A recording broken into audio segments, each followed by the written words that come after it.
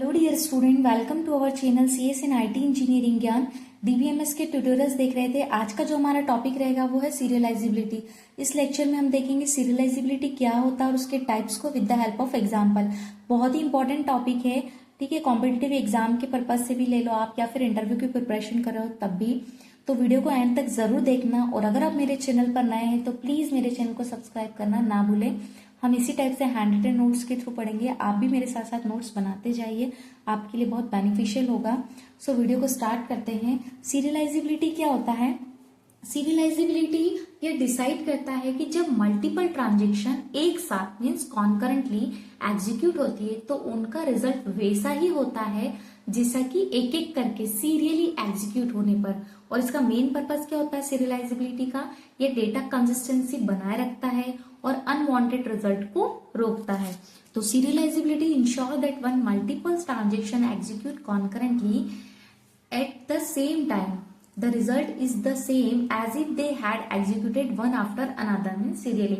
तो serializability यह decide करता है कि जब मल्टीपल ट्रांजेक्शन एक साथ कॉन्करेंटली एग्जीक्यूट होते हैं तो उनका रिजल्ट वैसा ही होता है जैसा एक एक करके सीरियली एग्जीक्यूट होने पर होगा, ठीक है। ये डेटा कंसिस्टेंसी को बनाए रखता है, अनचाहे रिजल्ट्स को रोकता है। अब हमें देखना है types of serializability. There are two types of serializability. First one is conflict and another one is view. तो दो टाइप की सीरियलाइजिबिलिटी होती है, एक होती है कॉन्फ्लिक्ट और एक होती है व्यू। हम दोनों को देखेंगे with the help of example. तो कॉन्फ्लिक्ट सीरियलाइजिबिलिटी क्या होती है? तो जो हमारी कॉन्फ्लिक्ट सीरियलाइजिबिलिटी होती है, इसका मतलब क्या होता है कि अगर कोई शेड्यूल नॉन कॉन्फ्लिक्ट ऑपरेशन को स्वैप करके किसी सीरियल शेड्यूल में चेंज हो तो वो कॉन्फ्लिक्ट सीरियलाइजेबल कहलाता है, ठीक है। A schedule is conflict serializable if it can be converted into a serial schedule by swapping non conflict operation. अगर कोई शेड्यूल नॉन कॉन्फ्लिक्ट ऑपरेशन को स्वैप करके किसी सीरियल शेड्यूल में चेंज हो तो वो कॉन्फ्लिक्ट सीरियलाइजेबल कहलाता है, ठीक है। When do operation conflict means दो ऑपरेशन तब कॉन्फ्लिक्ट करते हैं जब क्या कंडीशन हो? First one is means way different transaction में हो, वे सेम डेटा को एक्सेस कर रहे हो, ठीक है। और जो थर्ड वन है वो क्या है कि उसमें से कम एक राइट ऑपरेशन हो। आप एग्जांपल से समझो, यहाँ मैंने एक टेबल ली है, ठीक है। Transaction T1 T2 and T1 में हमने रीड ए राइट है, T2 में रीड ए राइट है।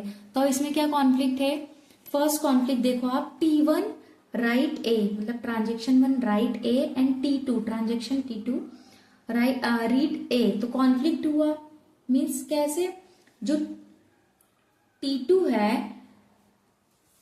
T2 ने ए को तब रीड किया जब T1 ने ए पर राइट किया था, ठीक है, जिससे डिपेंडेंसी बन गई। T2 ने ए को तब रीड किया जब T1 ने ए पर राइट किया, तो जिससे डिपेंडेंसी बन गई। तो ये हो गया कॉन्फ्लिक्ट। दूसरा कॉन्फ्लिक्ट का क्या रीजन है? T1 write A and T2 write A. यहां पर देखो T1 write A and T2 write A means what? तो दोनों ट्रांजेक्शन ने ए पर राइट किया है जिससे एक और कॉन्फ्लिक्ट हुआ। दोनों ने ए पर राइट किया ना, तो ये भी कॉन्फ्लिक्ट हुआ, ठीक है। सेकेंड हमारा है व्यू सीरियलाइजिबिलिटी। तो व्यू सीरियलाइजिबिलिटी क्या होता है? अगर किसी शेड्यूल का फाइनल रिजल्ट किसी सीरियल शेड्यूल के जैसा हो, भले ही ऑपरेशन का ऑर्डर डिफरेंट हो, तो वो व्यू सीरियलाइजेबल कहलाता है। A schedule is view serializable if it produce the same result as some serial schedule even if the order of operation is different।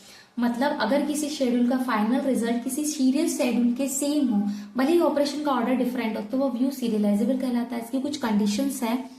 तो यहाँ पर देखो, initial read, final read, read write dependency. तो initial read क्या होता है? दोनों schedule में डेटा आइटम की इनिशियल वैल्यू को रीड करना सेम हो। फाइनल राइट मीन्स क्या होता है? किसी डेटा आइटम पर फाइनल राइट दोनों शेड्यूल में सेम हो। रीड राइट डिपेंडेंसी मीन्स किसी ट्रांजेक्शन द्वारा रीड की गई वैल्यू दोनों शेड्यूल में एक ही सोर्स से आई हो, ठीक है। यहाँ पर एग्जांपल देखो, सेम टेबल लिए मैंने, T1 and T2 transaction read write operation. तो यहाँ पर इनिशियल रीड क्या होगा? अभी हमने जो कंडीशन ली थी, तो इनिशियल रीड क्या होगा? दोनों शेड्यूल में एक ही इनिशियल वैल्यू को रीड किया गया है, ठीक है, एक ही वैल्यू को रीड किया गया है। और फाइनल राइट में क्या होगा, फाइनल राइट ए पर दोनों शेड्यूल्स में T2 के द्वारा किया गया है, और रीड राइट डिपेंडेंसी में T2 ने ए की वैल्यू को उसी सोर्स से रीड किया है जिसे T1 ने अपडेट किया था। तो यह शेड्यूल व्यू सीरियलाइजेबल है because final result serial schedule से मैच करता है। तो ये टॉपिक है जो हमारा कंप्लीट हुआ। अगर आपको वीडियो पसंद आया तो प्लीज लाइक शेयर जरूर करें, और मेरे चैनल पर नए हैं तो सब्सक्राइब करना ना भूलें। तब तक के लिए happy learning student, thank you.